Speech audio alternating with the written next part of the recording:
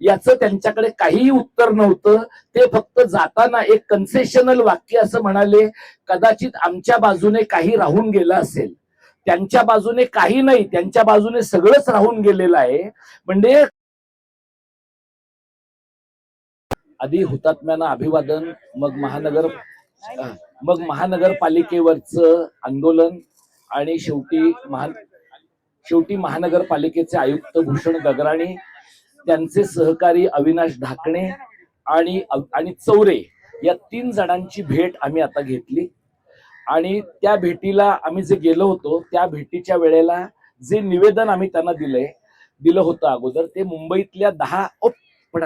मुंबईतल्या 10 शाळांच्या संबंधातलं निवेदन होतं. त्याचबरोबरीने मुंबईतल्या मराठी माध्यमाच्या शाळांच्या पाडकामाच्या संबंधातलं एसओपी तयार करावं असं होतं. आणि मुंबईतल्या मराठी शाळांच्या बद्दलची एक प्रकारचं स्टेटस रिपोर्ट, स्थितीदर्शक अहवाल तयार करावा अशा प्रकारची मागणी होती. हे सगळे मुद्दे घेऊन आम्ही पोलिसांनी शिष्टमंडळाला जेवढ्या संख्येची परवानगी दिली होती 5 जणांची, तेवढे आम्ही गेलो होतो. इथे आमच्या कार्यकर्त्यांनी असं म्हटलं होतं, आणखी लोकांनी, की किमान 10 लोक तिथे गेले पाहिजेत. पण पोलिसांना 5 माणसं पाठवतानाच त्यांनी फार जिकीर करत राहिले. आणि गगराणींशी मी आणि चिन्मयी सुमित आम्ही दोघंही बोललो. त्यावर ते असं म्हणाले की किती माणसं यायची हे काही मी ठरवू शकत नाही, पोलीस ठरवतील तेवढे या. तिथे आम्ही आता त्यांच्याकडे गेलो.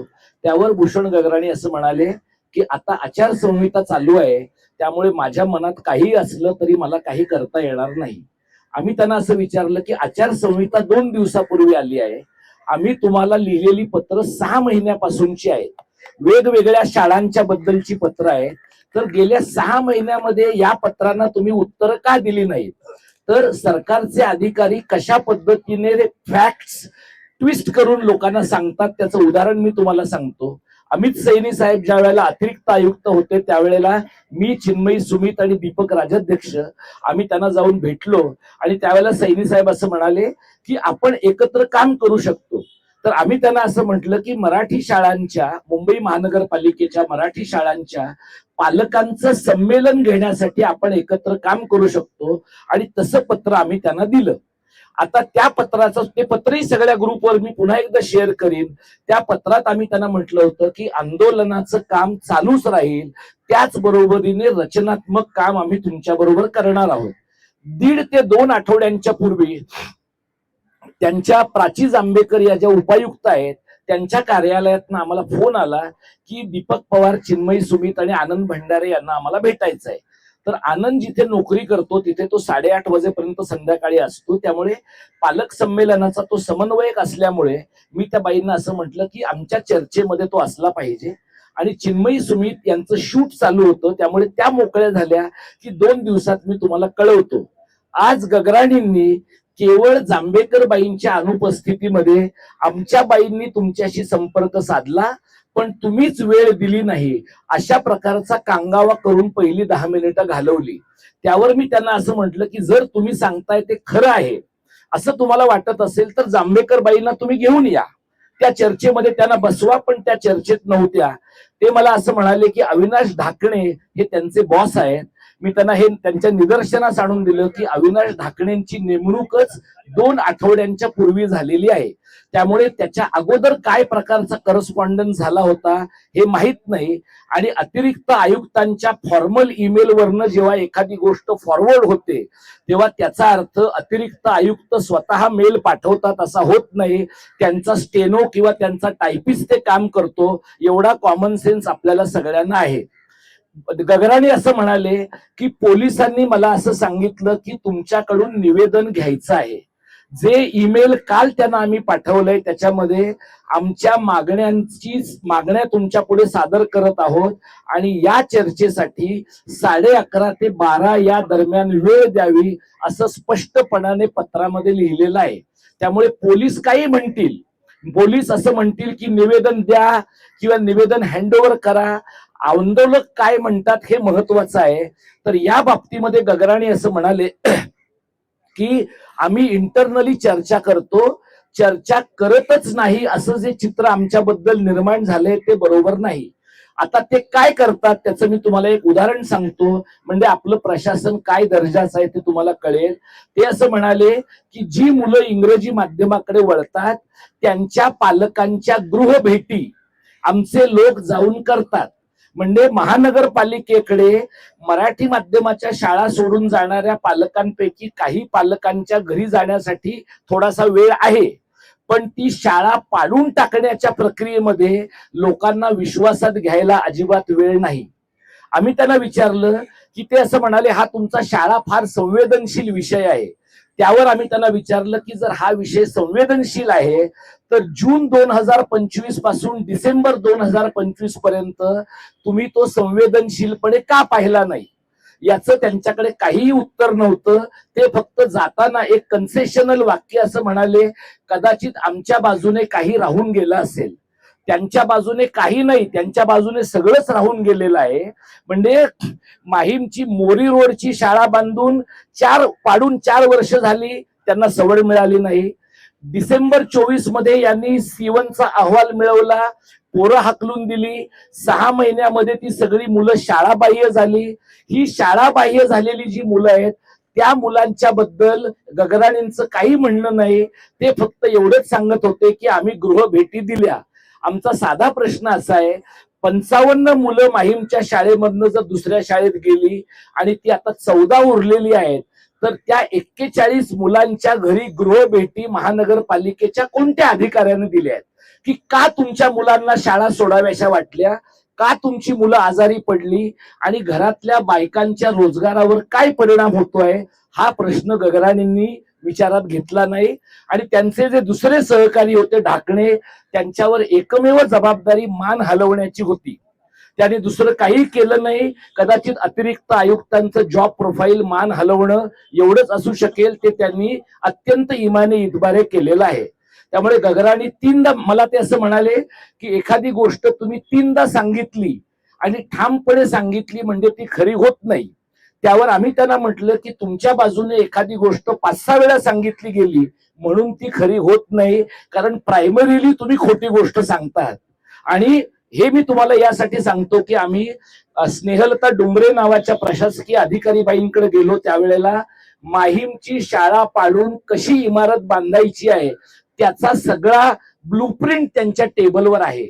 अजून शाळा पडलेली नाही. आम्ही त्यांना सांगितलं की 10 शाळा ज्या तुमच्या समोर आम्ही मांडलेल्या आहेत त्या 10 शाळांच्या बद्दल ठीक आहे, आम्ही तुम्हाला वाटतंय की जाहीरपणे चर्चा केली तर प्रॉब्लेम होईल, आपण इंटरनली करू.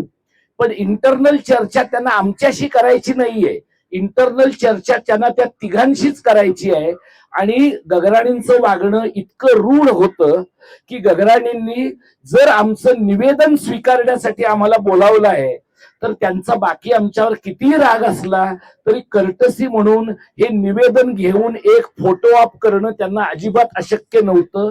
तेवढेही कष्ट गगराणींनी घेतलेले नाहीयेत.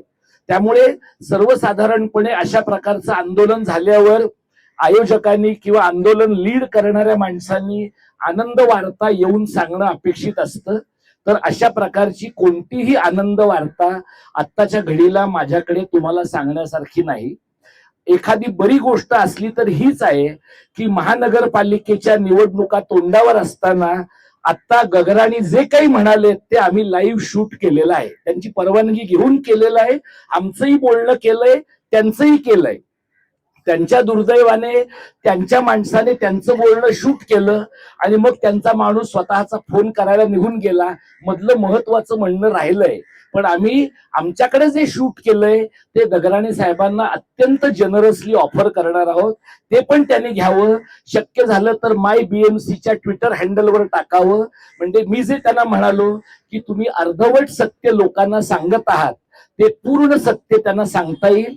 म्हणजे आत्ताच्या या भेटीचा अर्थ इतकाच आहे की 3 सनदी अधिकाऱ्यांनी एकत्रितपणे असं ठरवलं होतं की आचारसंहिता नव्हती तेव्हा कोडगेपणामुळे किंवा भांडवलशहांच्या आणि जमीन माफियांच्या दबावामुळे आणि आचारसंहिता आल्यावर आचारसंहितेच्या मागे दडून त्यांना काहीही करायचं नाही असं त्यांनी ठरवलंय. गगराणी पुढे असं म्हणाले की कोणत्या गोष्टी होणार नाहीत तर नवे कोणतेही निर्णय होणार नाहीत, पण 10 ऑक्टोबर 2025 रोजी माहीमची शाळा पाडण्याचा निर्णय झालेला आहे. तेव्हा आचारसंहिता नव्हती. म्हणजे आचारसंहितेच्या काळात गगराणी आमच्याशी चर्चा करणार नाहीत, पण माहीमची शाळा पाडायला माणसं पाठवू शकतात, एवढी वैचारिक स्पष्टता त्यांना आहे.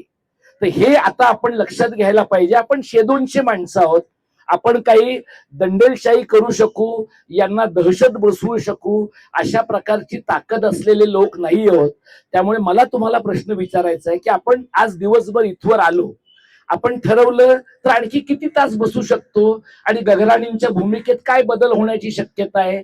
त्यांचे जे मंत्रालयातल्या 6व्या मजल्यावरचे मालक आहेत आणि त्या मालकांचे जे रेशीम बागेतले मालक आहेत, या सगळ्यांची जी ताकद आहे एकत्रितपणे, या ताकदीला पुरं पडण्यासाठी लागणारी संघटित ताकद आपल्याकडे आत्ताच्या घडीला नाही. त्यामुळे आपण जे बोलतो आता, किमान त्यांना 200 माणसं आली आहेत, सनदशीर मार्गाने आली आहेत, कुठलाही गोंधळ त्यांनी घातला नाही, म्हणून लोकलज्जेस्तव का होईना त्यांना आपल्याला भेटावं लागलं. पण या निवडणुकीच्या 2 महिन्यांच्या काळामध्ये माझी आपल्याला विनंती आहे की आपण कोणत्याही पक्षाचे प्रतिनिधी असाल, कोणत्याही पक्षाचे हितचिंतक असाल, महाराष्ट्रातल्या आणि मुंबई शहरातल्या सर्व राजकीय पक्षांना बंद पाडल्या जाणाऱ्या मराठी शाळांचा आणि त्याचा मराठी भाषेवर होणाऱ्या परिणामाचा मुद्दा निवडणुकीमध्ये घ्यायला आपण भाग पाडूया. ते जर करता आलं, आता गगराणे असं म्हणाले की आचारसंहिता संपल्यावर भेटू, पण निवडणूक झाल्यावर मला खात्री आहे, मी त्यांना म्हणालो की निवडणूक झाल्यावर ते म्हणतील मी काय करणार, तुम्ही महापौरांना भेटा. आणि महापौर जर आपल्याला आता ज्यांना अपेक्षा आहे त्या प्रकारचा हिंदूच महापौर मिळाला, काही लोकांना हवाय तसा, तर तो महापौर मराठी शाळांच्या बद्दल आपलं काही ऐकण्याची शक्यता फारच कमी आहे. आणि जे मराठीवादी पक्ष आहेत, शिवसेना आणि मनसे, इथे प्रतिकात्मक होळी करायला ते आले होते. कोणाला विरोध करायचा असेल, कोणाच्या कानफटात मारायचा असेल तर जास्त सहकार्य मिळतात, काही टिकवायचं असेल तर फार कमी सहकार्य मिळतात. धर्मराज्य पक्ष असेल, डावे पक्ष असतील, मराठी एकीकरण समिती असेल, इतर लहान मोठ्या सगळ्या आमच्यासारख्या संघटना असतील, आपल्या सगळ्यांची ताकद एवढी मर्यादित आहे की अजून त्यांनी मराठी शाळांप्रमाणे आपल्यावर बुलडोजर फिरवला नाही, हे आपण आपलं नशीबच मानलं पाहिजे. आपल्याला जर यानंतरच्या काळात तगायचं असेल तर आपण हे भांडण चालू ठेवलं पाहिजे. मला माहित नाही की एवढा दीर्घकाळ थांबून एका वडापाव आणि चहाच्या पलीकडे आम्ही तुम्हाला काय कार्यकर्ते म्हणून ऑफर करू शकलो आहोत, पण जी चळवळ आहे एवढंच करता येणं शक्य आहे. लहान मोठ्या सगळ्या पक्षांनी ज्यांनी मदत केली, चळवळीतल्या लोकांनी मदत केली, इतर अनेक लोक उभे इथं आले आणि आम्ही असं म्हटलं भट साहेबांची ओळ वापरून की साध्याच माणसांचा एल्गार येत आहे. आपल्यातल्या ज्यांना कविता कळते त्यांना एवढं तर कळतं की कवितेमध्ये आपण जे म्हणतो आणि वास्तवात आपल्याला जे वाटतं त्याच्यामध्ये बरंच अंतर असतं. हा थोर गांडुळांचा भोंदू जमाव नाही, पण गेलं गांडुळांना ते ऐकायचं नाही असं दिसतंय.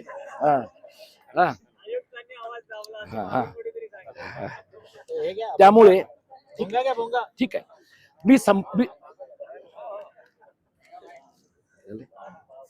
नाही त्याची बहुत संपली, बॅटरी संपली. ठीक ठीक ठीक ठीक आहे, मी संपवतो आहे. हा आहे का इथं, कसं करू, हा काय करू, हे कसं करू, कसं लावतो, बर